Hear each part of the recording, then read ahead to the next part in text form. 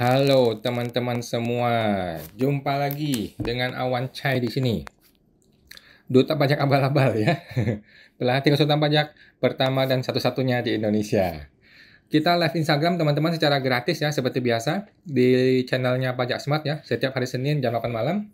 Dan seperti biasa teman-teman, di awalnya gue perlu disclaimer dahulu ya, supaya teman-teman nggak salah tangkap nih. Bahwa semua yang gue sampaikan di video ini teman-teman ya, adalah pendapat pribadi gue 100% teman-teman ya. Ini bukanlah kajian akademis, tidak dapat dibuktikan kebenarannya, dan belum tentu juga sesuai dengan peraturan pajak yang berlaku ya teman-teman ya. Jadi mohon koreksinya kalau ada yang salah ya guys. Nah, walaupun gua seorang konsultan pajak yang resmi ya teman-teman, tetapi isi video ini bukanlah saran profesional konsultan pajak buat teman-teman semua ya. Jadi teman-teman semua tidak bisa dan tidak boleh menjadikan video ini sebagai satu-satunya pedoman bagi Anda untuk melaksanakan kewajiban perpajakan Anda gitu guys. Karena kan masing-masing orang tuh punya kasus pajak yang berbeda-beda ya guys. Nah, mohon teman-teman konsultasikan dengan konsultan pajak Anda masing-masing ya. Atau ke penyuluh di KPP ya, ke penyuluh. Itu gratis loh teman-teman ya. Apabila lu mau tanya yang lebih spesifik lagi tentang perpajakan Anda teman-teman ya. Dan seperti biasa, Awan akan tersedia secara gratis dan langsung ya, live di live Instagram Pajak Smart setiap hari Senin jam 8 malam guys. Nah, oke, kita promo dulu nih teman-teman ya. Menjelang akhir April nih, ini sudah Senin, masih ada Senin lagi minggu depan ya. Menjelang akhir April, buat teman-teman yang belum tahu ya, kalau Anda seorang calon konsultan pajak, atau konsultan pajak aktif, atau petugas pajak, atau lu mahasiswa atau karyawan, yang mana lu pengen sukses berbisnis di dunia akunting perpajakan ya, hingga mencapai omset miliaran contohnya, gue membuka kelas baru nih, program konsultan pajak pinter namanya. Di pelatihan PKPP ini, teman-teman akan belajar cara ngembangin bisnis ya, pajak akunting Anda, hingga menjadi miliarder nih di era digital nih teman-teman. Dengan pelatihan yang intensif step by step, dan ada live coaching online langsung dengan gua nanti. Nah, nanti kita akan tergabung dalam komunitas eksklusif ya, PKPP. Terdapat video pembelajaran step by step buat teman-teman semua.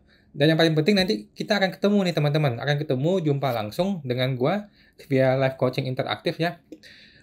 Rencana sekitar di hari Jumat nanti. Di hari Jumat di bulan Mei, rencananya begitu. Oke? Oke guys, manfaatkan masa promo ini ya. PKPP adalah yang terbaik dan satu-satunya tahun ini. Nggak ada lagi yang lain ya. Silakan daftar di website www.programkpp.com ya teman-teman ya. www.programkpp.com untuk yang mau bergabung di kelas pajak akunting. Kelas pelatihan bisnis ya teman-teman. Oke, kalau ada yang mau bertanya silakan ditulisin di kolom komentar teman-teman ya. Sambil menunggu, gue akan sampaikan satu informasi dulu teman-teman. Ada di berita di sini. Berita di DTC hari ini mengenai dividen luar negeri itu juga bisa dikecualikan dari PPh ya. Begini prosedurnya. Nah, itu beritanya. Jadi seperti yang kita tahu teman-teman ya, yang namanya dividen dalam negeri, kalau kita terima dividen nih di dalam negeri, maka dividen itu akan bebas pajak kalau kita investasikan selama 3 tahun, ya kan? Kita tahan selama 3 tahun, maka itu dividen tidak kena pajak. Nah, kalau kita pakai atau kita gunakan untuk biaya hidup, maka dividen itu bayar 10%, PPh final, ya kan? Bayar sendiri. Itu kalau dalam negeri. Gimana kalau luar negeri? Nah, ini dia beritanya. Jadi di sini ya, tidak hanya dividen dari dalam negeri, tetapi dividen yang berasal dari luar negeri juga bisa dikecualikan dari objek pajak. Nah, itu beritanya ya. Jadi dividen dari luar negeri yang diterima WP badan atau orang pribadi itu dikecualikan dari objek PPh sepanjang diinvestasikan dan digunakan untuk mendukung kegiatan usaha di wilayah Indonesia seperti biasa. Jadi katanya kering pajak nih ya. Bukan, katanya pasal 17 ayat 2. Pasal 17 ayat 2 di PMK 18 2021. Dividen yang berasal dari luar negeri itu dikecualikan dari PPh dengan syarat harus diinvestasikan atau digunakan untuk mendukung kegiatan usaha lainnya di wilayah NKRI dalam jangka waktu 3 tahun, teman-teman ya. Nah, jadi ada 3 kategori nih.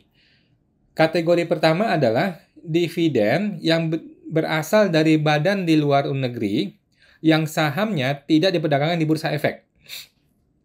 Oke, jadi yang pertama adalah dividen yang diterima dari badan usaha di luar negeri yang sahamnya tidak diperdagangkan di bursa efek. Nah, untuk hal yang seperti ini, dividen yang dikecualikan dari objek pajak adalah sebesar dividen yang diinvestasikan di Indonesia saja.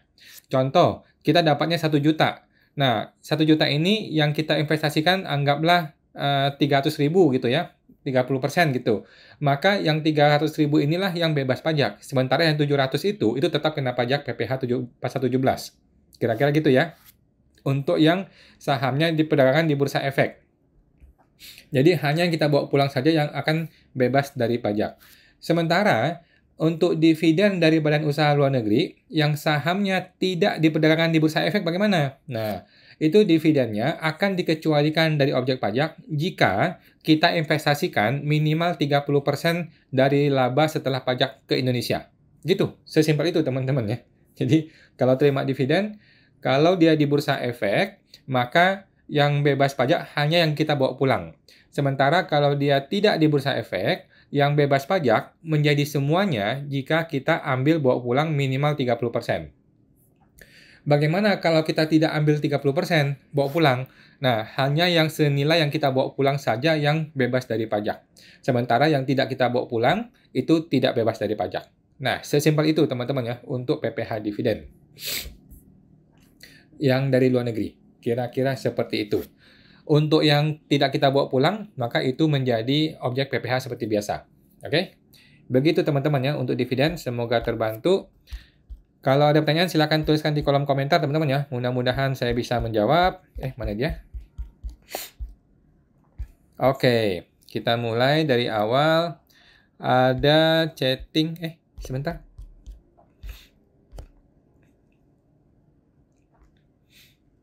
Ada chatting dari Ibu Juli. Malam lahir batin, Pak. Ya, Bu Juli. Malam lahir batin. Wow, baru pulang nih Bu Juli nih. Dari keliling-keliling dunia kayaknya nih. Kemudian Pak Stanley. Malam kok. Malam Pak Stanley. Malam-malam teman-teman semua. Kemudian ada Bapak Justip 8871. Malam kok. Minta petunjuk ya. Apa bisa minta turunkan angsuran PPh 25 sama AR-nya karena omset 2023 menurun? Dan apa ada pemeriksaan? Mohon arahannya kok. Jawabannya bisa Pak ya, tetapi pakai surat ya. Bapak mesti bikin surat. Bikin surat permohonan pengurangan PPh 25. Oke? Tetapi bukan berdasarkan SPT 23 ya, tetapi mesti berdasarkan omset 2024. Bukan berdasarkan omset 2023 loh ya, tetapi berdasarkan omset 2024. Nah, untuk penurunan PPh 25. Sementara Bapak mesti bikin dulu SPT 23-nya nih. Bapak mesti bikin dulu SPT 2023-nya. Dari situ akan tercermin PPh 25 yang baru, yang 2024 ini. Nah, kalau itu sudah betul, berarti sudah betul. Tetapi kalau setelah Bapak bikin SPT 2023, PPh 25-nya pun masih terlalu tinggi untuk 2024, maka Bapak boleh mengajukan penurunan PPh 25 ya. Pakai surat Pak ya, surat permohonan pengurangan PPh 25. Nanti Bapak bikin laporan laba rugi performa. Nah, Bapak bikin laporan laba rugi tetapi diperformakan sampai bulan Desember. Kan sekarang sudah April nih, Januari, Februari, Maret, April. Dari 4 bulan ini Bapak kalikan 3, berarti kan dapat tuh laporan laba rugi performa 2024. Nah, dari situlah Bapak menghitung berapa sih nilai potensi PPh badan seharusnya di tahun 2024 ini. Gitu Pak. Oke. Apakah akan ada pemeriksaan? Rasa-rasanya tidak sih. Cuma paling AR-nya suka iseng-iseng nanya-nanya gitu doang sih. Tetapi nggak akan pemeriksaan gara-gara ini. Gitu, Pak. Oke. Semoga teman tuh Pak Justip.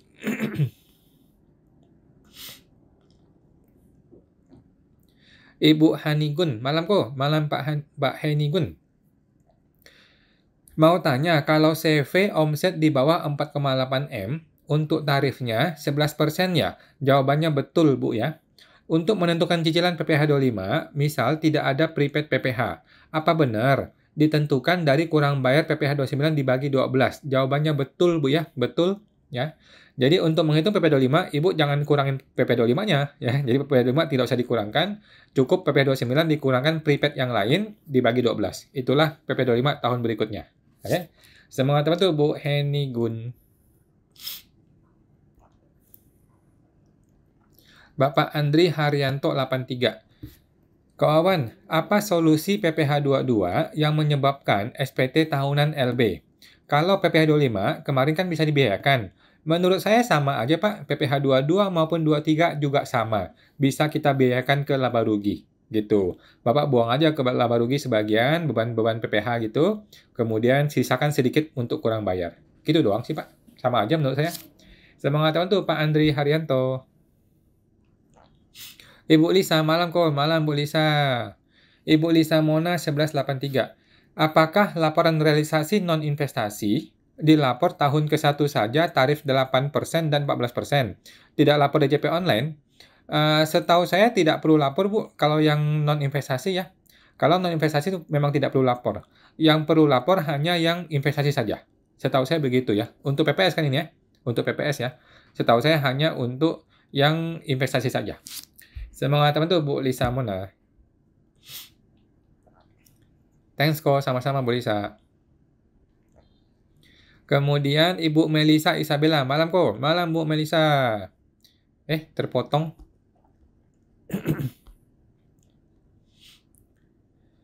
Ibu Melisa Isabella. SPT PPN masa pada saat upload web e-faktur, apa perlu ditandatangan dan cap? Nggak perlu, Po. Upload web e-faktur.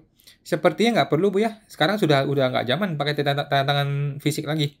Semuanya kan sudah otomatis. Kan sudah pakai tanda tangan, maksudnya ketika kita masukin sertel, sertifikat elektronik, itu sudah dianggap sudah tanda tangan gitu loh. Apakah langsung upload SPT dan bukti setor apa ada saja? Langsung aja Bu, setahu saya langsung aja sih. Sudah nggak usah lagi tanda tangan fisik. Karena sudah ada sertel. Begitu sertel sudah ada, maka dianggap sudah mengetahui si direkturnya. Gitu Bu. Saya mau ngatakan tuh Bu Melisa. Bapak Bong Perdi, malam kok mau tanya. Jika pengusaha emas menjual emas batangan ke pabrikan emas, perlakuan pajaknya apa saja ya kok? Jika PKP, tarif PPN-nya apakah tetap 11%? Makasih. Setahu saya PPN-nya pakai yang DPP nilai lain deh Pak. Coba cek lagi Pak aturannya ya. Di PMK, ada PMK-nya tuh, PMK 70 berapa gitu deh, mengenai emas ya. Jadi ada PMK khusus mengenai emas, coba dibaca lagi Pak supaya saya nggak salah. Setahu saya PPN-nya itu 1,1%. Jadi pakai DPP nilai lain. Atau berapa ya? Atau 1, berapa persen gitu deh. Pokoknya pakai DPP nilai lain. Dia tidak langsung 11%. Yang kedua, ada PPh 22. Ada PPh 22, tetapi ini pun digratiskan untuk batangan kalau nggak salah. Nah, coba cek lagi Pak di PMK-nya. Coba buka di Google, perlakuan PPN atas pedagang emas gitu. Cari yang PMK 2023, PMK terbaru. Bahkan 2022 kalau nggak salah. Pokoknya PMK yang turunan dari Undang-Undang Cipta Kerja. Kalau nggak salah PMK 70 berapa gitu deh. Coba cek Pak ya, biar nggak salah ya. Saya mengatakan tuh Pak Bang Perdi. Ibu Melisa Isabella. SPT tahunan CV UMKM. Apa perlu upload semua bukti potong PPh final UMKM yang dipotong pihak lain? Kalau saya sih nggak perlu Bu ya. Kalau saya sih nggak perlu. Kita tinggal rekap aja, masukin ke laporan keuangan kita. Gitu doang sih. Kalau PPh final UMKM itu kan dia bersifatnya beban ya, bukan bersifat kredit pajak gitu. Jadi nggak di-upload juga nggak ada pengaruh gitu. Cuma kita simpan aja, kita simpan suatu hari kalau emang dibutuhkan, kita akan siapkan gitu loh. Jadi banyak orang berpikir kalau SPT tahunan sudah lengkap mengupload semua, maka nggak akan diperiksa. Jawabannya nggak juga ya. Ketika kita diperiksa, walaupun kita sudah upload sebelumnya, tetap diminta juga tuh data. Gitu, jadi percuma aja kita upload. Semangat teman tuh Bu Melisa. Ibu Silinder 2000, malam kawan. Malam Bu Pak Silinder. Bagaimana kabar kok? Baik Pak Silinder, masih hidup sampai sekarang. Ibu Eunika Arisandi. Malam kok. Minta saran buat anak lulusan SMA atau SMK yang ingin kuliah dan mempelajari perpajakan khususnya. Ambil jurusan apa ya kok? Akuntansi Bu, boleh. Akuntansi juga boleh. Perpajakan tuh nggak ada jurusan khusus Bu. Jadi perpajakan tuh nggak ada jurusan khusus spesialis pajak gitu. Kecuali D3 ya. Kalau D3 ada tuh D3 perpajakan. Kalau Ibu mau mau S1, mungkin arahnya adalah S1 akuntansi.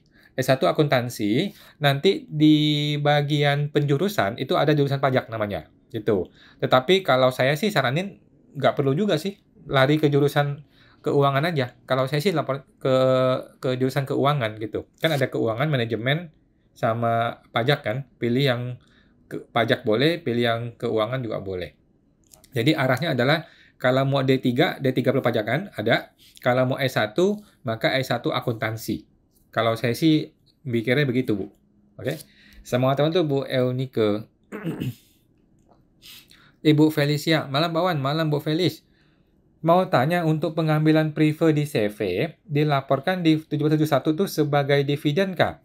Boleh Bu, tahu tidak tidak usah dilapor di sana. Kalau saya sih enggak ya. Jadi kalau Ibu mau masukin di bagian dividen boleh. Kalau saya sih nggak masukin, karena itu tidak pengaruh kemana-mana sebenarnya. Gitu sih. Kalau Ibu mau masukin boleh tuh di bagian dividen itu ya. Baik prefer maupun dividen larinya ke situ, ke lampiran 4.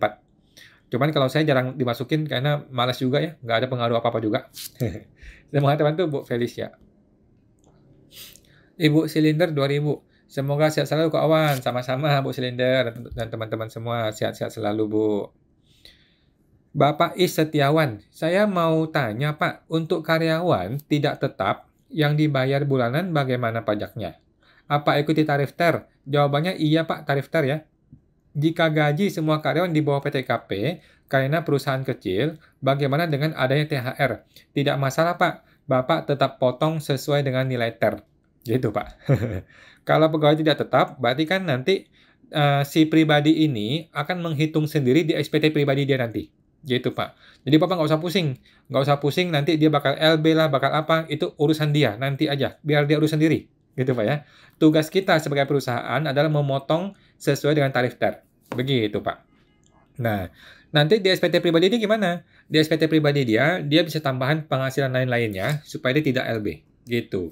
Kalau dia mau LB juga boleh, nanti akan dikembalikan uangnya oleh negara. Gitu. Kalau orang pribadi nilainya nggak besar, biasanya cepat kok pengembaliannya. Nggak akan diperiksa juga sih. Gitu Pak. Semoga tuh Pak Is Setiawan.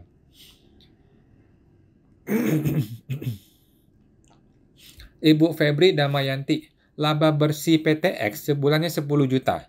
Lalu A dan B mengambil 10 juta itu lewat gaji, masing-masing 5 juta, supaya PPh 21-nya 0. Jadi, nanti laba bersih PTX setahun kan jadi 0 Pak, betul ya? Tidak perlu bayar PPh kah? Nggak perlu. Sudah betul Bu. Sudah betul. By the way, 5 juta itu kena pajak dikit ya. Kan batasan kan 4,5 ya. Batasan 4,5 juta. Kalau di atas 4,5, kalau 5 juta ya kena dikit lah gitu. Jadi strategi Ibu sudah betul nih. Kalau cuma 10 juta sih labanya sih nggak signifikan lah. Buang 2 pegawai sudah habis. Gitu sih Bu. Semangat teman tuh Bu Febri.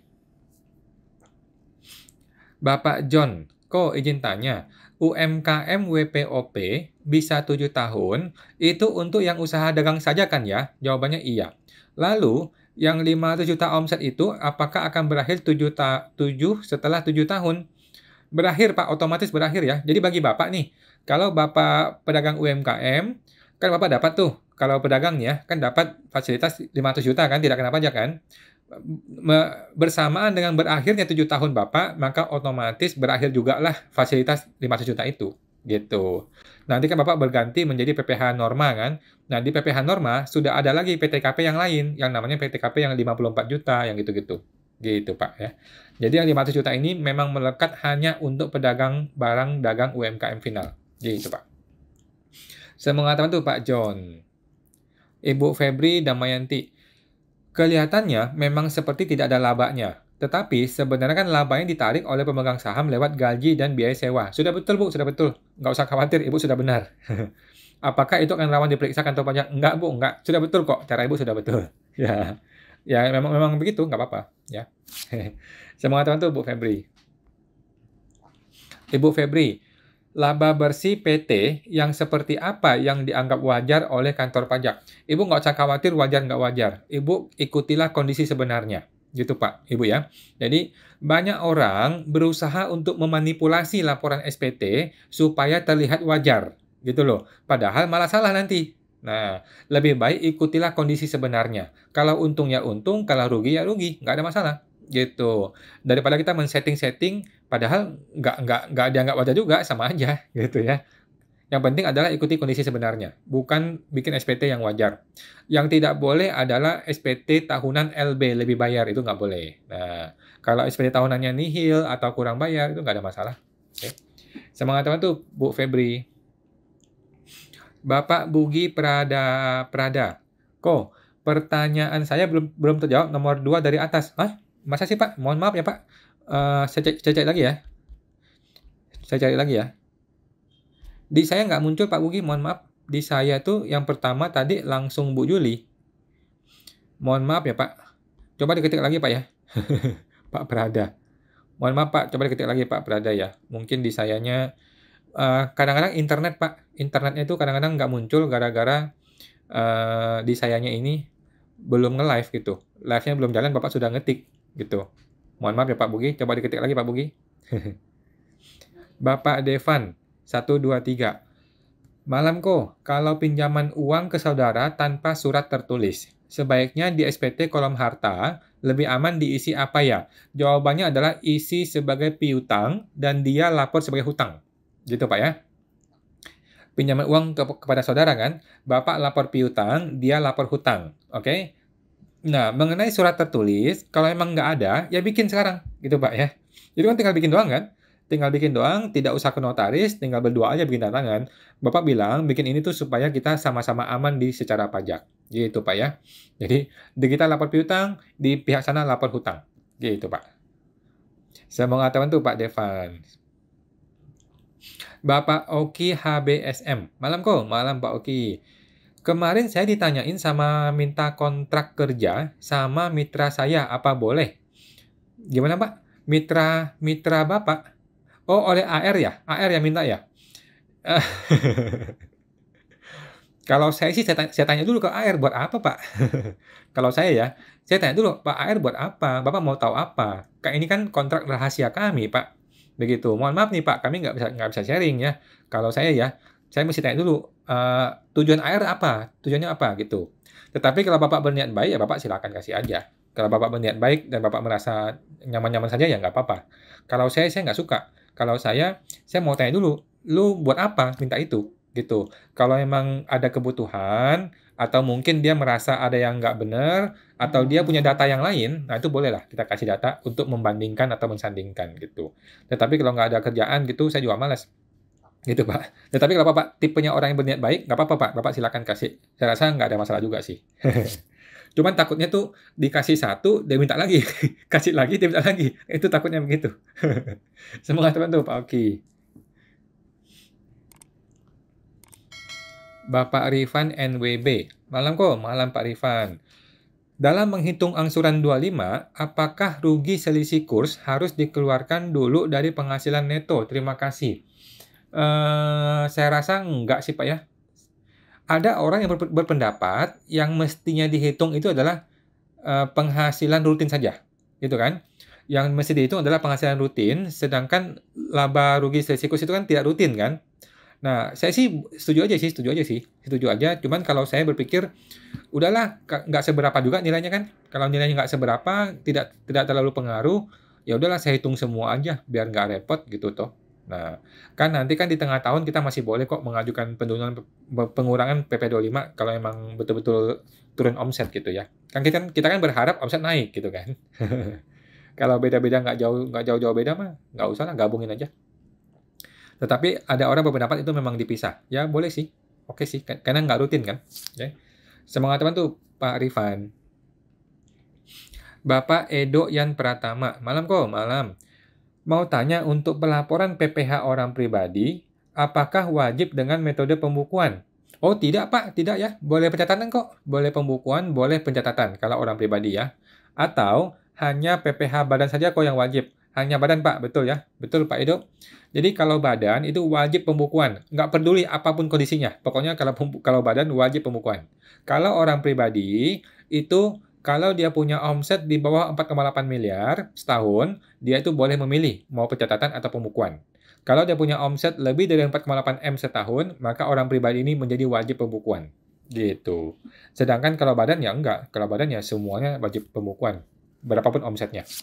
Semangat teman tuh Pak Edo. Ibu Meli Halim. Malam kawan, malam Bu Meli. Anak yang sudah jadi warga negara asing, gimana dengan warisan orang tua? Apakah boleh dibagi ke anak yang sudah bukan WNI? Oh, boleh-boleh saja, Bu. Menurut saya nggak ada masalah. Yang penting kan masih anak kandung. Boleh, Bu, boleh aja. Jadi orang meninggal bikin warisan, mau dikasih ke anaknya yang di luar negeri gitu kan? Boleh Bu, boleh-boleh aja. Nanti dia tinggal lapor di SPT dia di luar negeri bahwa itu barang punya dia. Gitu sih, nggak masalah. Oke. Semangat itu Bu Meli. Cuman kalau ini bentuknya tanah bangunan, nanti mungkin akan sedikit terkendala ketika balik nama ya, atau dia menjual nanti. Gitu sih. Oke. Thank you Bu Meli, semoga terbantu. Bapak Gulwan. Pak Wan, biaya PPN keluaran yang kita bayar untuk bendaharawan 02 diakui sebagai apa dalam laporan keuangannya? Diakui sebagai apa dalam laporan keuangan? Oke, ini ngomongin jurnal nih Pak ya. Ini ngomongin jurnal. Sebenarnya nggak perlu di jurnal sih untuk PPN keluarannya, seingat saya ya. Jadi kita pernah ngomongin ini nih di satu PSTP. Jadi itu tinggal di jurnal aja kan. Biasanya kan bank pada penjualan pada PPN masukan kan. PPN keluaran. Sekarang itu kan banknya itu kita kurangin PPN keluarannya sehingga tidak ada jurnal PPN keluaran gitu. Kalau di awal kita sudah menjurnal PPN keluaran, maka PPN keluaran itu dijurnal balik ke debit gitu. Dijurnal balik ke debit, kemudian piutang di kredit. Gitu sih Pak ya. Mudah-mudahan Bapak nangkap maksud saya ya. Jadi intinya itu nggak pengaruh sebenarnya, nggak terpengaruh apa-apa ke laporan keuangan kita. Gitu sih. Karena piutangnya pun dari awal sudah kita kurangin. Karena kita tahu nih kita jual kepada bendaharawan. Jadi piutang dari awal pun sudah kita kurangin PPN keluaran, sehingga memang kita tidak input dari awal. Seharusnya begitu. Oke Pak? Atau kalau memang Bapak sudah input dari awal, maka nanti Bapak akan jurnal PPN keluaran di debit kepada si piutang. Jadi bukan bank yang di debit, tetapi PPN keluarannya di debit. Gitu Pak. Oke, mudah-mudahan cocok Pak ya. Semangat teman-teman Pak Gulwan. Ibu Melisa Isabella, Kamsya kok. Sama-sama Bu, Kamsya. Lanjut. Bapak Gulwan. Oh, tadi sudah ya? Tadi sudah Pak ya. Ibu Felicia, thanks Pak Wan. Sama-sama Bu Feli. Kemudian Bapak Bong Perdi. Saya baca di PMK, transaksinya dari pabrikan emas ke pengusaha emas kok. Kasus saya ini terbalik. Dari pengusaha emas ke pabrik emas jualnya. Oke. Saya rasa sama aja sih, Pak. Saya rasa sama aja. Nah, tetapi kalau Bapak ragu-ragu, Pak, Bapak coba email. Bapak email kepada informasi@pajak.go.id. Oke, informasi@pajak.go.id. Nah, Bapak ceritakan. Bapak tidak perlu mengungkapkan nama siapa, MPP siapa, tidak perlu diungkapkan. Bapak sebutin aja bahwa saya punya kasus begini. Kalau PMK sekian, di pasal sekian, ngomongnya begini, dari pabrik jual kepada konsumen atau pengusaha. Sedangkan saya terbalik, saya jual kepada si pabrik. Nah, apakah ini juga berlaku bagi saya? Nah, coba diinformasikan Pak, di email ke informasi@pajak.go.id. Mereka cepat kok, paling cuma 1-2 jam sudah dibalas Pak. Dibalas beserta dengan dasar aturannya. Gitu Pak, biar jelas ya. Saya mengatakan itu Pak Bong Perdi. Bapak Justi 8871. Tanya lagi kok, untuk program bulan Mei, WAB-nya apa ya? WAB, program apa nih Bu? Program PKPP kali Bu ya? Kalau PKPP itu Bapak tinggal masuk ke www.programkpp.com ya. www.programkpp.com. Nanti tinggal komunikasi dengan manajer si Ibu Nana ya. Ngomong ke Bu Nana mengenai program di bulan Mei. PKPP ya Bu ya. Semangat tuh Pak Justi. Ibu di JJJ21. Kok untuk PPH 21 lebih baik gross up ya? Jawabannya enggak juga. Mohon dijelaskan kok lebih baiknya karena apa? Enggak mesti gross up sih Bu. Jadi gross up itu kalau si perusahaan berniat baik untuk menanggung PPH si karyawan. Oke. Jadi mungkin kita sudah punya perjanjian di awal nih bahwa karyawan maunya gaji dia itu sudah net sekian gitu. Ya sudah, ketika kita ngitung PPH 21 kan kita tambahin tunjangan PPH 21 sehingga kita gross up. Gitu loh. Oke. Jadi gross up itu hanyalah dalam rangka si perusahaan mau membantu membayarkan PPH 21 karyawan. Mau menanggung maksudnya ya, mau menanggung. Maka muncullah konsep gross up. Gitu sih Bu, bukan berarti lebih baik. Yang benar adalah tidak usah gross up. Yang benar itu ya gross biasa. Gitu. Semangat teman tuh Bu di JJ21. Bapak 1687915. Malam suhu kawan. Ya malam Pak. Harta hibah diberikan ayah di atas segel tahun 1983. Terus, bagaimana Pak pertanyaannya? Oke, terpotong Pak ya, mohon maaf terpotong. Kalau harta 1983 itu sudah tidak kena pajak Pak ya. Kalau 85 ke atas barulah kena kena Undang-Undang Teks Amnesti. Tetapi perolehan 1985 ke bawah itu tidak ada pajaknya. Gitu Pak. Semoga terbantu Pak 16. Bapak I Setiawan, pasti di perusahaan ada LB dong Pak. Sedangkan perusahaan setiap bulan tidak ada bayaran PPh karena karyawan di bawah PTKP. Atas LB itu di perusahaan bagaimana? Tidak mungkin dikompensasi karena semua karyawan tidak ada yang kena pajak. Oke, jadi yang pertama begini Pak. Kalau nggak salah, tadi Bapak Is mengatakan ini pegawai tidak tetap Pak ya. Nah, kalau ini pegawai tidak tetap, maka tidak akan terjadi LB. Kalau pegawai tidak tetap ya. Jadi kalau pegawai tidak tetap, itu kita potong dia, nanti dia hitung sendiri di SPT pribadi dia.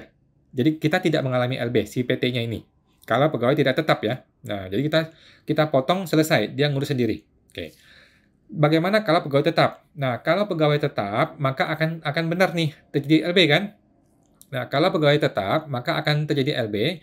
Kita tinggal hitung ulang di bulan Desember, kemudian muncul LB di SPT, kita kompensasi ke bulan Januari. Gitu, Pak. Oke, kita kompensasi ke bulan Januari. Nah, jawabannya apakah bisa kompensasi? Jawabannya bisa, gitu. Apakah Bapak berencana untuk punya perusahaan yang kecil terus selama-lamanya? Kan nggak juga. Kan Bapak kan suatu hari mungkin aja perusahaannya berkembang, mungkin ada manajer suatu hari, mungkin ada direktur yang akan bekerja gitu kan. Jadi kan kita kan tidak selalu jadi perusahaan kecil. Kan suatu hari mungkin 2 tahun lagi Bapak berkembang bisnisnya menjadi perusahaan besar atau menengah yang mungkin sudah ada karyawan yang dipotong PPh 21 gitu, Pak. Jadi nggak usah khawatir mengenai hal-hal seperti ini. Biarkanlah tuh LB terus dibawa terus seperti itu apa adanya. Nanti tahun depan nih, tahun 2024 nih, 2025 nih, nanti nih 2025 tahun depan, di bulan April atau bulan Maret kan ada THR lagi tuh. Nah, THR tersebut waktu itu Bapak nggak usah bayar, kan masih ada LB tahun ini. Gitu, Pak. Jadi nggak usah khawatir. Bapak tidak akan LB terus, tetapi paling sekali doang LB ya. Paling sekali doang, nanti tahun depan terpakai, tahun depan LB lagi, terpakai lagi. Gitu, Pak. Nggak usah khawatir. Memang begitu, Pak, caranya, Pak. Nggak ada cara lain. Kalau Bapak berpikir bahwa yang April ini tidak mau dipotong, nggak bisa, Pak. TER itu sudah otomatis. Jadi, metode TER itu sudah otomatis by system. Kita nggak bisa men-setting PPh 21-nya. Nggak seperti dulu. Kalau dulu kan kita bisa setting. Kalau sekarang nggak bisa. Begitu kita input nilai gaji sekian, otomatis muncul PPh-nya. Udah nggak cara apa-apain. Gitu, Pak. Semangat teman tuh Pak I Setiawan. Ibu Silinder 2000. Kok calon istri PNS dan calon suami pengusaha UMKM. Untuk lapor SPT-nya, bagusan mana kok? Apakah lebih baik PH atau digabung saja SPT-nya kok? Menurut saya gabung, Bu. Gabung aja ke suami. Kalau menurut saya ya. Nah, tetapi apakah PNS boleh begitu? Setahu saya PNS itu nggak bisa gabungan. Jadi ketika PNS itu si istri, walaupun suaminya itu punya NPWP dan dia mau gabung, sepertinya nggak bisa. Sepertinya tidak bisa. Coba dicek lagi, Bu, di aturan di orang pajaknya, atau boleh email ke informasi@pajak.go.id gitu. Kalau memang bisa digabung, mending gabung aja gitu. Tidak perlu PH, nggak perlu MT, nggak perlu. Gabung aja ke suami kalau memang bisa. Tetapi kalau nggak bisa ya sudah terpaksa tetap bisa NPWP deh. Semangat teman tuh Bu Silinder 2000. Oke, Bapak Gulwan. Tadi sudah Pak ya? Yang PPN keluaran ya. Jadi intinya sih tidak perlu dibiayain kemana-mana sih. Tinggal di jurnal aja, Pak. Oke. Thank you, Pak Gulwan. Semua teman tuh. Bapak Anyelir Bonita. Kok omset di bawah 4,8 M tetap pakai 0,5% kan UMKM? Jawabannya iya. Dan ada batas waktunya ya. Batas waktu 7 tahun orang pribadi, 4 tahun untuk CV dan PTP, 3 tahun untuk PT. Gitu sih, Pak ya. Ada batasan waktunya. Semua teman tuh, Pak Anyelir Bonita. Bapak Erwin Setiawan 22. Kok mau tanya, bila mau perbaharui alamat NPWP, apa harus pindah KPP? Tergantung Pak, apakah Bapak berpindah ke alamat yang mana sudah di luar wilayah dari KPP tersebut, gitu. Kalau satu KPP kan pegang beberapa kecamatan kan, jadi satu KPP itu beberapa kecamatan, beberapa kelurahan. Kalau memang Bapak pindah di luar dari wilayah kekuasaan dia, ya otomatis pindah KPP, gitu Pak. Tetapi kalau Bapak pindah cuma pindah blok, pindah kecamatan yang mana masih satu wilayah KPP, maka Bapak tetap mengupdate data alamat tetapi tidak pindah KPP. Gitu, Pak. Coba aja Pak bilang ke KPP aja, kasih tahu dia KTP yang terbaru ini. Nah, KTP yang terbaru alamat di mana, nanti dia tinggal update gitu. Kalau emang perlu pindah ya pindah KPP gitu ya. Semoga tahu tuh Pak Erwin Setiawan. Oke, mana Pak Erwin tadi? Terpotong Pak Erwin. Tadi Pak Erwin mana ya? Oke, terpotong. Tadi Pak Erwin. Pak Erwin. Oke. Ibu Heni Gun. Di form 71 induk di kolom identitas. Oke. Mengapa Bu identitasnya tadi terpotong? Bapak 1687. Malam suhu kawan. Malam Pak. Diberikan hibah oleh ayah 1983. Ayah meninggal 1984. Dibuatlah akte kematian dan akte warisan. Sedangkan belum diikut sertakan di TA karena TA itu kan 85 ke 2015. Bagaimana? Jawabannya adalah langsung Pak dilapor di SPT terbaru aja. Oke? Langsung dilapor di SPT 2023 ini atau SPT 2024 juga boleh gitu. Intinya Bapak masih bisa membuktikan bahwa ini harta perolehan 1983. Gitu aja. Kalau bisa dibuktikan, maka beres. Tidak kena pajak. Gitu Pak ya. Semua teman tuh Pak 16. Ibu Rianti Rahadiana. Apakah ada format Excel PPh 21 yang mudah?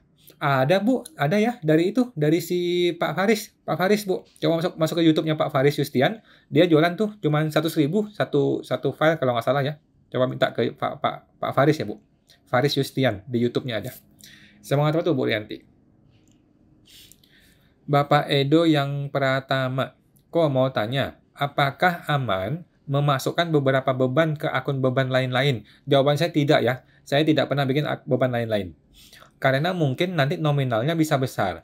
Apakah perlu mereklasifikasi akun ya untuk menghindari kecurigaan itu? Jawabannya perlu. Ya, jadi kalau saya tidak pernah bikin yang namanya beban lain-lain. Yang beban ya ikuti pos yang benar gitu. Kalau beban apa ya lariin ke beban apa gitu. Supaya jelas ya. Kalau beban lain-lain itu nggak jelas. Kalau nggak jelas nanti potensi dipertanyakan. Gitu Pak. Jadi taruhlah beban sesuai dengan nama yang benar. Gitu. Jangan di lain-lain. Kalau emang perlu banyak nggak apa-apa, beban-bebannya nggak apa-apa, gitu. Semakin rinci semakin bagus, ya Pak ya. Jadi buat teman-teman bikin laporan pajak itu semakin rinci semakin bagus, bukan semakin kabur semakin bagus ya, salah. Semakin rinci semakin bagus, gitu. Semangat teman tuh Pak Edo.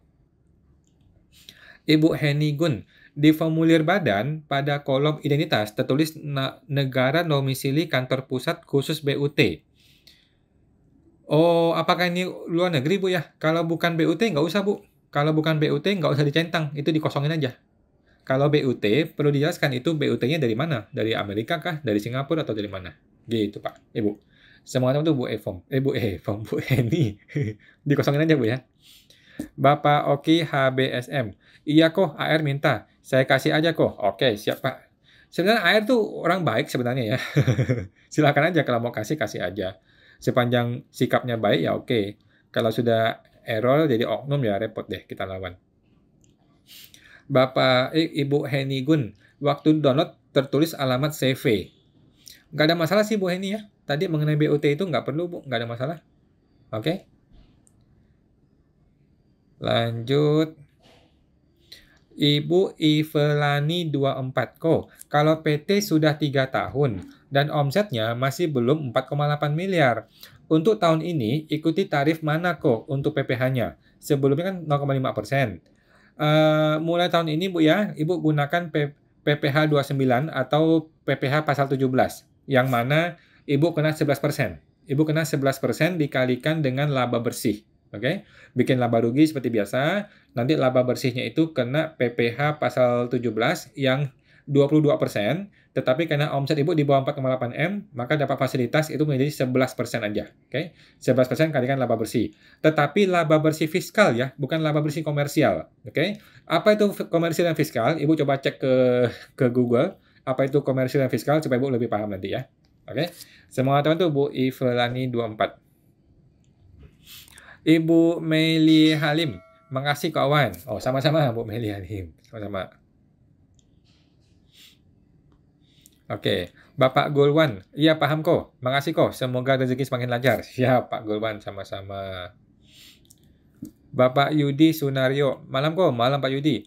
Untuk ngambil prefer, saat SPT tahunan, input di 8A2 di neraca di mana ya kok? Terima kasih kok. Prefer seperti nggak ada tempat Pak. Nggak ada tempat prefer. Langsung aja Bapak tembak ke laba ditahan. Gitu sih Pak. Sepertinya memang nggak ada kolom prefer dividen sih. Langsung tembak ke laba ditahan aja deh. Oke. Semangat tuh Pak Yudi. Bapak Denny CRSDC. Kok sarannya untuk orang pribadi tahun depan pakai badan usaha apa? CV atau PTP? Kalau saya sih PTP Pak ya. Terus pajak OP bagaimana lapornya kok? Jadi kalau saya menyarankan orang bikin PTP. Bikin PTP, kemudian orang pribadi jadi nggak usah ada omset gitu. Orang pribadi lapor omset nihil aja, penghasilannya nol, tetapi kan dia ada penghasilan dari PTP kan, bisa berupa gaji, bisa berupa prefer, bisa berupa dividen. Gitu, tinggal pilih aja mau pakai prefer atau dividen. Gitu sih Pak. Cuman konsekuensinya PTP ini wajib pembukuan, wajib akunting, itu masalahnya. Gitu sih. Oke. Semoga tertutup Pak Dedi. Ibu Susanti Vini. Malam kawan, malam Bu Susanti. Kalau PTP, sahamnya bisa dipindah tangankan kah? Kayaknya nggak bisa Bu ya, repot deh. Dijual sahamnya gitu? Mungkin bisa ya, Saya belum pernah sih. Semestinya ada cara untuk itu. Semestinya ada caranya ya. Ibu coba masuk ke AHU, semestinya ada cara untuk memindah tangankan. Seharusnya bisa ya. Aset saldo bank ditarik semua oleh pemegang saham pertama. Gimana tuh perlakuannya? Jawabannya mungkin aja Pak, Ibu ya. Mungkin aja bisa. Tetapi kenapa nggak bikin PTP baru aja sih? Orang baru ini bikin PTP baru aja. Kenapa nggak begitu? Ya. Seharusnya bisa Bu, cuma kita belum pernah coba ya. Coba masuk ke website AHU-nya, apakah ada mekanisme itu? Seharusnya bisa deh, ada caranya seharusnya ya. Semangat teman tuh Bu Susanti Vini. Bapak Bong Perdi, thanks a lot kok, sama-sama. Ibu Lucy Chen, malam kok, malam Bu Lucy, mau tanya. Jika beli ruko, di mana harga belinya lebih kecil dari NJOP, misal harga beli 5M, tetapi NJOP 6 miliar, selisih 1M di jurnal ke apa ya kok? Nggak perlu di jurnal Bu ya, nggak perlu jurnal. Ibu tetap menjurnal sesuai dengan kondisi sebenarnya, yaitu 5 miliar. Gitu ya. Jadi kita tetap menjurnal rukonya 5M pada banknya 5M. Tetapi NJOP-nya kan kita bayar PPh-nya itu lebih tinggi kan? Bayar PPh-nya itu atau BPHTB-nya itu lebih tinggi. Gitu doang sih. Jadi tidak perlu lapor 6M ya. Yang dilaporkan adalah tetap 5M. Karena mengikuti kondisi sebenarnya. Okay. Semangat teman tuh Bu Lucy Chen. Bapak Gulwan. Jika perusahaan menggunakan rekening pribadi untuk segala transaksinya, apakah akan bermasalah ke depannya? Menurut saya masalah sih enggak Pak, cuman nanti akan dipertanyakan gitu. Jadi Bapak masih menjelaskan lagi macam-macam kan. Jadi alangkah baiknya kalau sudah perusahaan, maka bikinlah rekening sendiri untuk perusahaan. Oke, dia tetap boleh punya rekening pribadi, boleh-boleh aja. Punya rekening pribadi untuk perusahaan itu boleh, tetapi ya dalam rangka kas kecil aja, untuk operasional lah, untuk transfer lah, untuk tarik tunai lah, gitu-gitu. Tetapi kalau semua ke rekening pribadi, jangan, gitu. Sebaiknya bikinlah memang rekening perusahaan itu sendiri, gitu, rekening giro. Gitu sih. Tetapi kalau Bapak mau nekat pakai rekening pribadi semua, ya nggak apa-apa juga. Yang penting bisa dijelaskan, gitu ya. Yang penting ketika Bapak dipanggil, minta penjelasannya, ya kita bisa jelaskan bahwa memang saya supaya lebih mudah aja gitu. Lagi pula kan rekening itu dilapor di SPT perusahaan semua kan. Gitu Pak. Semangat teman tuh Pak Gulwan. Bapak Denisa 682. Malam kok, malam Pak Denisa. Perusahaan diperiksa lapangan. Oh, sudah 11 bulan. Pemeriksa baru mulai tanya-tanya data. Dilayani atau diabaikan? Jawabannya direkam, Pak ya. Jawabannya bukan dilayani, bukan diabaikan, tetapi direkam. Mau apa sih dia? Sudah lewatin 6 bulan, ya. Jadi pemeriksaan itu sudah lewatin 6 bulan, itu sudah tidak punya kewenangan. Oke? Ibaratnya orang sudah bercerai, tapi masih mau minta macam-macam. Udah nggak bisa, gitu ya. Jadi sudah 6 bulan, maka 6 bulan lewat 1 detik itu sudah tidak punya kewenangan itu pemeriksaan pajak, gitu ya. Sama seperti Jokowi. Jokowi nanti kan akan kehilangan jabatan di tanggal berapa Oktober, 20 Oktober ya. 20 Oktober lewat 1 detik dia sudah bukan presiden, gitu ya. Sama seperti pemeriksa pajak ya. 6 bulan masa pemeriksaan pajak ya. 6 bulan lewatin 1 detik dia sudah bukan pemeriksa pajak untuk kita. Gitu deh. Kalau saya sih kita rekam. Nanti kita viralkan si oknum ini. Semangat itu Pak Denis. Bapak Maurits Michael, izin tanya lagi kok. Kalau restitusi LB PPN untuk satu masa dalam PPN, itu pemeriksaannya ribet nggak kok? Jawaban saya mungkin saja ribet ya. Biasanya apa yang diperlukan? Terima kasih. Suka-suka si AR, jadi si pemeriksa pajak ya. Jadi kalau kita ketemu KPP yang santai, ya dia periksa PPN-nya doang. Tetapi kalau kita ketemu KPP yang belum capai target, wah dihajar semuanya all tax gitu loh. Yang awalnya LB malah jadi KB. Bisa potensi begitu Pak. Gitu. Jadi intinya sih kita nggak usah pusing dia mau periksa apa. Intinya kita mempersiapkan diri. Kalau emang kita sudah mau restitusi, maka otomatis kita harus siap dengan pemeriksaan. All tax, kita harus siap dengan all tax. Kalau dia cuma periksa PPN, ya udah, gitu doang. Tetapi kalau dia periksa all tax, kita harus sudah siap. Gitu sih. Semangat teman tuh Pak Maurits. Bapak Susan Nalan. Malam kok. Mau tanya, 2024 pas final apakah masih berlaku? Masih, Bu. Masih. Silakan aja, Bu. Pas final masih boleh-boleh aja ya. Pas final adalah harta 2015 ke bawah yang belum dilapor di TA. Gitu, Pak. Semangat itu Bu Susan Nalan. Bapak Gulwan. Oh, tadi sudah ya, mengenai rekening pribadi, Pak ya? Berbeda.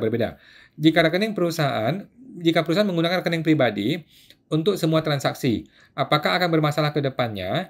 Dan jika misalnya modal dari warga asing yang tidak tertera dalam akte bagaimana kok? Oke, tadi mengenai rekening pribadi itu boleh-boleh aja Pak ya, cuman kalau bisa tetap ada rekening perusahaan untuk transaksi utamanya. Oke, jadi rekening pribadi itu hanya untuk operasional yang kecil-kecil aja.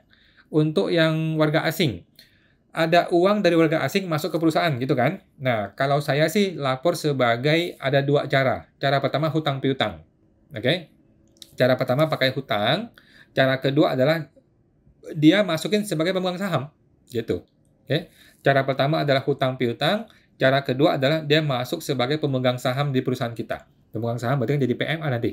Gitu deh. Atau dia pinjamkan uangnya kepada orang pribadi di Indonesia, kemudian orang pribadi inilah yang menjadi pemegang saham di Indonesia. Itu juga boleh. Gitu, Pak. Intinya ini harus dilapor ya. Harus dilapor. Jangan sampai ada uang masuk, kita tidak jurnal. Nggak boleh. Harus di jurnal. Nah, semangat itu Pak Gulwan. Bapak Is Setiawan. Jika keluar THR, pegawai tidak tetap, yang dibayar bulanan, pelaporannya bisa LB. Enggak sih, Pak. Coba Bapak tes deh. Oke, yang namanya pegawai tidak tetap itu tidak dilakukan pengakumulasian ke Desember. Oke, pegawai tidak tetap itu tidak dilakukan yang namanya A1. Tidak bikin A1 kan? Kalau tidak bikin A1, maka tidak akan dihitung secara akumulatif Desember gitu. Kalau tidak dihitung akumulatif Desember, maka tidak akan muncul LB. Gitu Pak ya, kalau pegawai tidak tetap. Nah, berbeda halnya dengan pegawai tetap. Kalau pegawai tetap, ketika kita potong sekarang sih kita potong. Tetapi ketika kita ngitung Desember, maka yang sudah dipotong itu akan menjadi LB. Gitu. Kalau pegawai tetap. Karena kita menghitung 1 tahun di bulan Desember. Sedangkan pegawai tidak tetap itu tidak mengalami itu. Pegawai tidak tetap tidak ada hitungan bulan Desember. Jadi yang sudah dipotong ya sudah, biar dia urus sendiri. Begitu Pak. Yang saya pahami begitu Pak ya. Mudah-mudahan nggak salah ya. Semangat itu Pak Is Setiawan.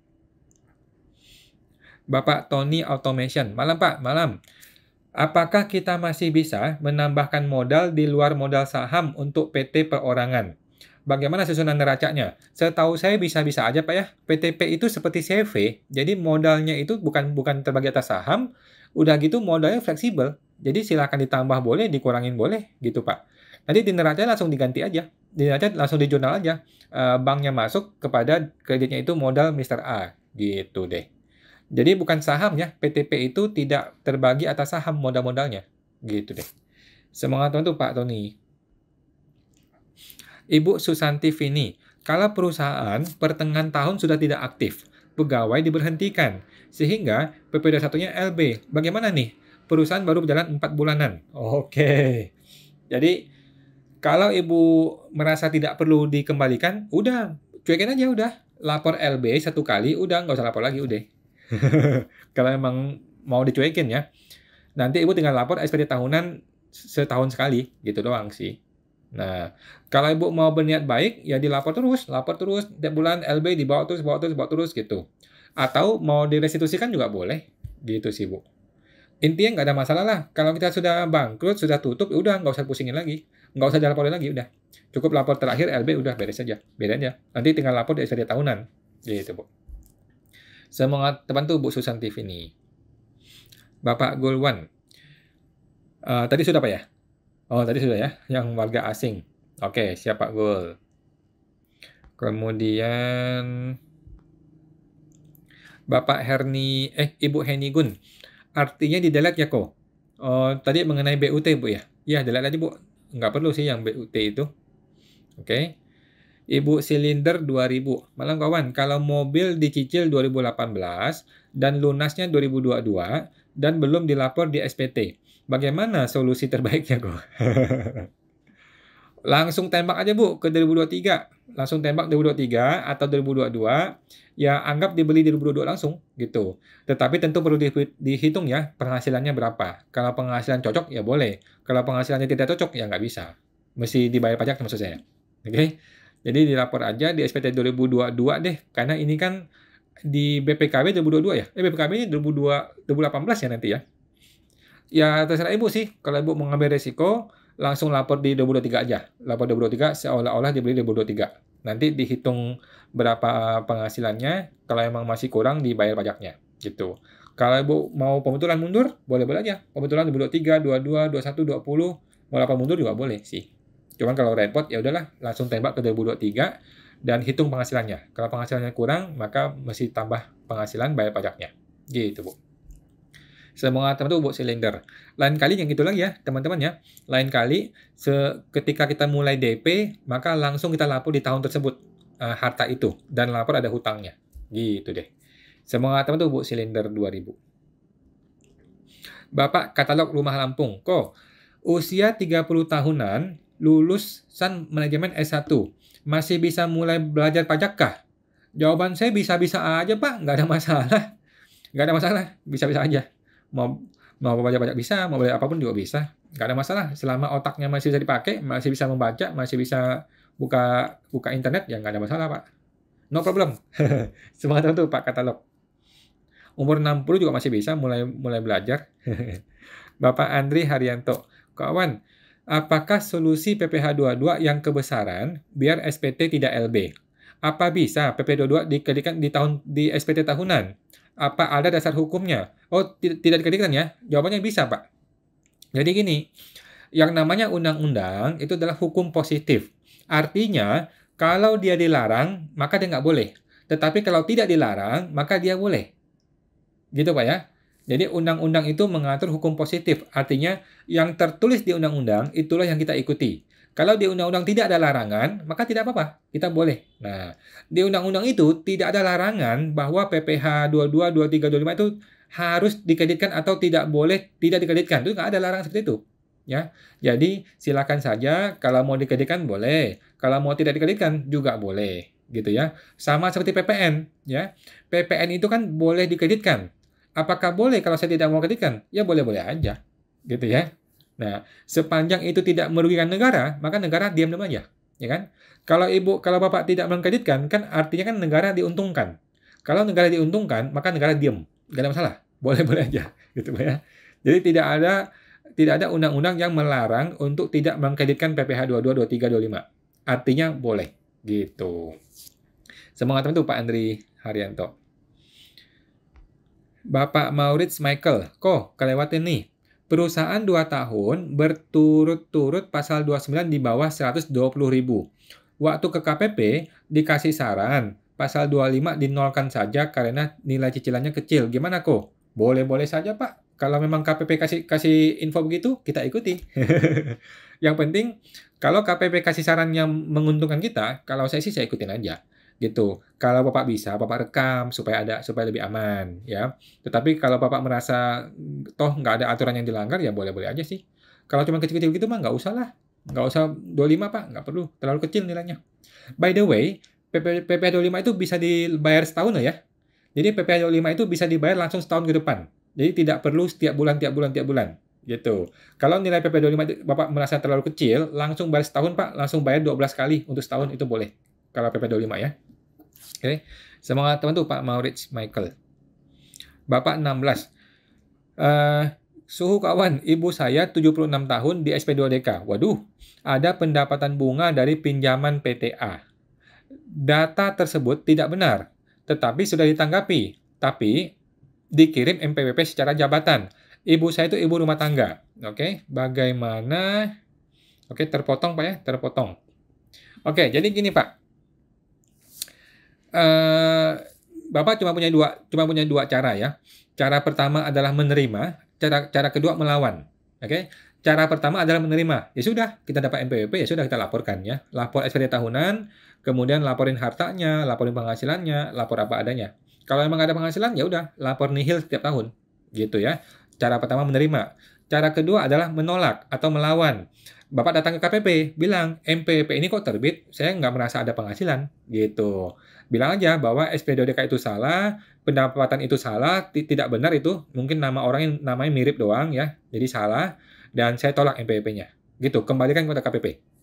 Gitu ya. Jadi cara pertama menerima, ya sudah, kita lapor. Cara kedua kita menolak, artinya Bapak datang ke KPP, kembalikan MPWP-nya. Oke?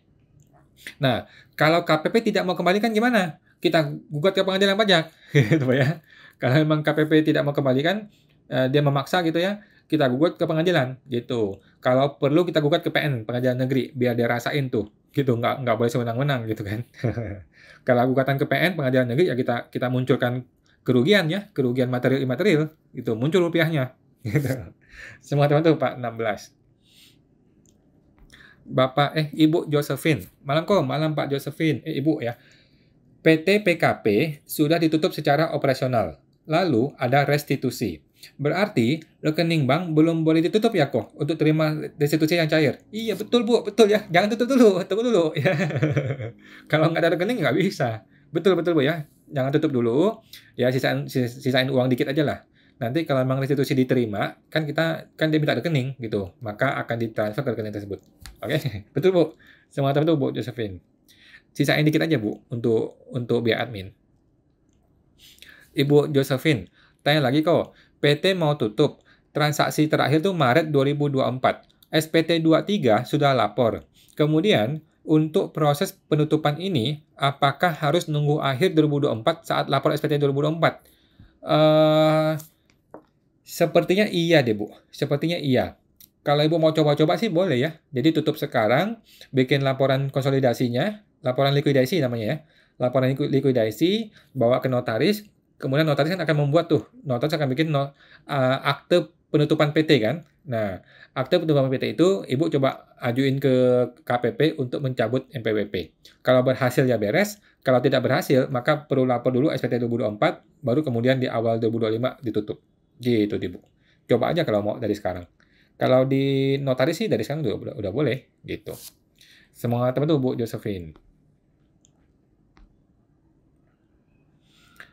Kemudian Bapak Andri Haryanto 83. Ada beberapa pandangan. Kalau kredit pajak tidak dikreditkan, jadinya SPT dilaporkan tidak benar dan bisa diperiksa. Apakah pandangan ini benar kok? Jawaban saya tidak benar. Ya, jawabannya tidak benar. Jadi kredit pajak PPh 22, 23, 25 itu boleh dikreditkan, bukannya harus dikreditkan. Gitu ya. Sama halnya seperti PPN masukan. PPN masukan itu boleh dikreditkan, bukan berarti harus dikreditkan. Enggak. Ya. Nah, jadi kredit pajak itu boleh dikreditkan. Kalau nggak dikreditkan, boleh nggak? Ya boleh-boleh aja. Gitu. Sama seperti PPN ya. PPN masukan itu boleh dikreditkan. Boleh juga tidak dikreditkan. Jadi tidak masalah. Gitu. Apakah akan diperiksa gara-gara tidak mengkreditkan? Enggak ya. Jadi kalau kita diperiksa pajak nih gara-gara kita tidak mengkreditkan, ya udah kita tinggal bilang, ya sudah Pak, silakan dikreditkan kembali, kemudian kembalikan uang saya. Kan nggak mungkin. Gitu. Ya. Sama kayak PPN nih. Kalau PPN tidak kita kreditkan, kemudian kita diperiksa, ya sudah, kembaliin uang saya. Kembaliin yang tidak saya kreditkan itu. Kan tidak mungkin. Gitu, Pak. Jadi menurut saya penanganan itu salah ya, dan belum pernah gue mengalami ada orang diperiksa gara-gara tidak mengkreditkan PPh 22, 23, 25. Nggak pernah sih. Itu. Semangat itu Pak Andri. Bapak Tony Automation, bagaimana dengan modal awal yang sudah kita tetapkan pada saat pendaftaran PTP? Nah, itu tetap di-input, Bu. Tetap di-input ya. Cuman kalau saya agak fleksibel. Jadi saya nggak ngikutin itu sih. Jadi saya tetap ngikutin, diubah-ubah nggak ada masalah, gitu. Kalau Bapak mau mengubah itu juga boleh. Bapak boleh mengubah ke AHU kan. Bapak tinggal masuk ke AHU lagi, AHU Go ID, kemudian melakukan perubahan modal. Juga boleh di situ. Kalau saya sih malas ya. Kalau saya sih malas, langsung saya ubah-ubah aja seperti CV, sama seperti CV gitu. Karena tidak ada akte, nggak ada akte notaris, jadi tidak ada legalitas yang segimana-gimana, gitu sih. Oke, semangat untuk Pak Tony Automation. Bapak 16, terima kasih suhu awan. Sama-sama Pak. Bapak Andri, thanks ke awan, mantap. Siapa? Mantap. Bapak Andri, tapi artinya kalau pajak dibayar di muka, tidak dikreditkan, maka akan muncul terus di neraca ya? Tidak Pak, tidak. Tetap kita buang ke kredit, tetapi muncul di debit yang namanya beban PPh 22, 23, atau 25. Gitu ya. Jadi bukan tetap muncul di neraca ya, tetap kita buang ke kredit semua, tetapi di debitnya itu muncul beban PPh. Nah, beban PPh ini akan kita koreksi fiskal. Positif. Begitu Pak ya. Jangan dibiarin di situ, mesti dibuang. Semua PPh dibayar di muka harus kita buang ke kredit. Cuman sebagian kita buang dengan cara dikreditkan, sebagian kita buang dengan cara dibebankan. Gitu Pak. Semangat terbantu Pak Andri. Bapak Ibu Raini Kwa, kok SPT badan ada perubahan apa nggak ya? Kayaknya enggak Bu, masih sama aja SPT badan. Oke teman-teman, udah semua ya? Oke, pas jam 9 nih. Thank you teman-teman semua ya. Makasih semua. Semoga bertemu lagi. Besok kita masih ada. Besok Selasa ada live TikTok dan hari Senin lagi deh minggu depan deh ketemu lagi. Oke, ada 2 yang belum terjawab. Mohon maaf ya yang belum terjawab. Kita tampung dulu ya. Kita tampung dulu Ibu Raini Kua, kemudian Bapak Ibu Heni Gun, kemudian Ibu Ivelani dan Bapak Ibu Josephine. Oke. Mohon maaf ya yang belum terjawab ya. Kita akan tampung dan kita jawab di besok atau di YouTube lainnya. Oke? Masih semuanya. Terima kasih. Sampai jumpa lagi minggu depan. Mari. Semua. Thank you.